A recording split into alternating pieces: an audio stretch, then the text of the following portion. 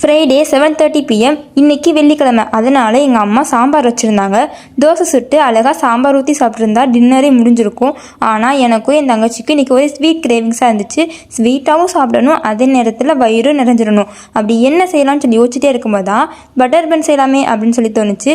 உடனே என் தங்கச்சி கடைக்கு குடுகுடுன்னு ஓடி போயிட்டு பட்டரும் பன்னும் வாங்கிட்டு வந்துருச்சு. ஃபஸ்ட்டு பன்னை முதல்ல வாய் மாதிரி அலைக்காக கட் பண்ணிவிட்டு நடுவில் நிறைய பட்டர் தடவி அழகாக சீனி போட்டு மூடிட்டு பன்னுக்கு மேலேயும் பட்டர் போட்டு தோசைக்கல் அடுப்பில் வச்சு அதுக்கு மேலேயும் பட்டர் போடணும்.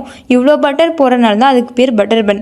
இப்போது நம்ம கையில் இருக்கிற பன்னை தோசைக்கல் மேலே வச்சுட்டு லைட்டாக கருகிற ஸ்மெல் வந்துச்சுன்னா திருப்பி போட்டணும். திரும்ப கருகிற ஸ்மெல் வந்துச்சா திருப்பி போடணும்.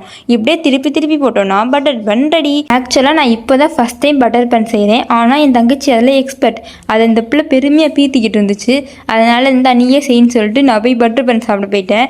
ஆக்சுவலாக ஃபஸ்ட் டைம் நான் செஞ்ச பட்டர் பன் அடிபோலியாக இருந்துச்சு. சாப்பிட்டுட்டு இருக்கும்போதே எங்கள் அம்மாவும் வந்துட்டாங்க. 2 பட்டர் பனை செஞ்சு எங்கள் அம்மாட்ட கொடுக்க நல்லா இருக்குன்னு சாப்பிட்டாங்க. கடைசியில் பட்டர் பனை வச்சு நைட்டு டின்னரே முடிச்சிட்டோம். எங்கள் அப்பாவுக்கு மட்டும் தோசை சுட்டு கொடுக்கணும். ஆக்சுவலாக இதை நாங்கள் லாங் வீடியோவாக எடுத்து வச்சுருக்கோம். ஃபன்னாக காமெடியாக இருக்க போது. பட் இன்னும் எடிட் கூட பண்ணல.